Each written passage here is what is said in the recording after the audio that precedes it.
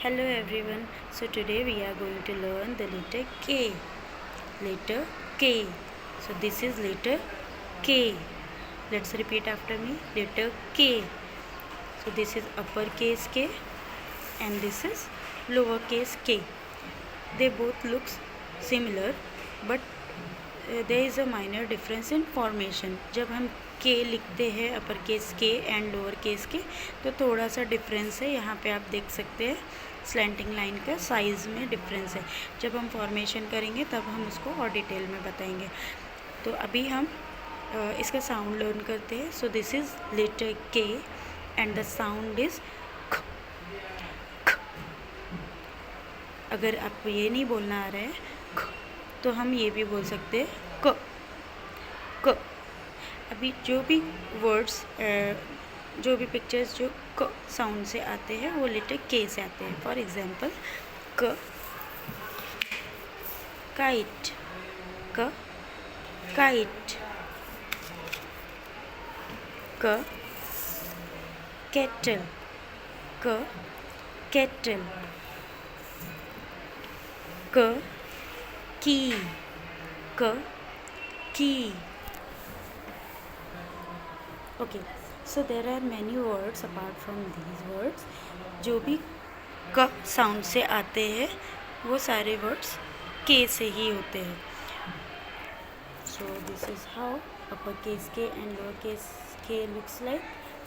So one more word comes with K, knife. First sound no आता है but उसका spelling अगर हम देखेंगे तो के से ही लिखते हैं. So let me tell you how to write the letter K. So this is uppercase K.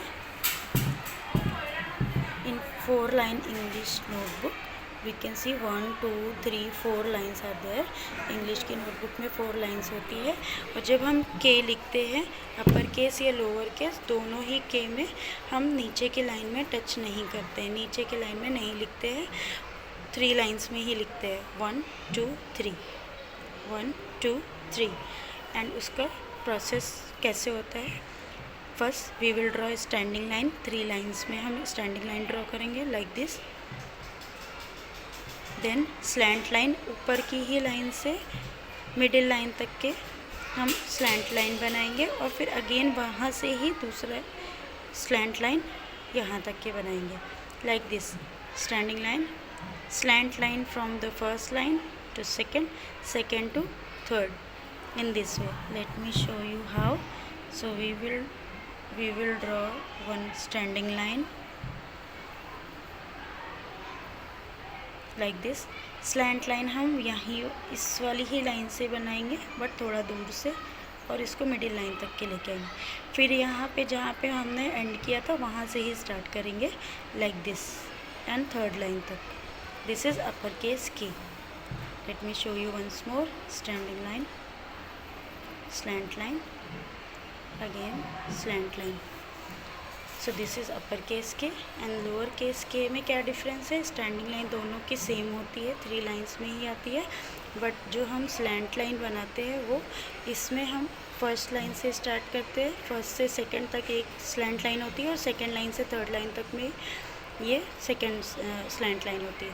But lower case में हम बीच की 2 लाइन में ही दोनों ही स्लैंट लाइन बनाते हैं. फॉर एग्जांपल स्टैंडिंग लाइन वो तो स्टार्टिंग से ही बनानी है एंड स्लैंट लाइन जो हम अपर केस में यहाँ से यहाँ तक बनाते हैं वो लोअर केस में यहाँ से यहाँ तक बनानी है. Slant line, sorry standing line, slant line, slant line. So this is lowercase K. I hope ये वीडियो आपको हेल्पफुल लगा होगा. Thank you, bye bye.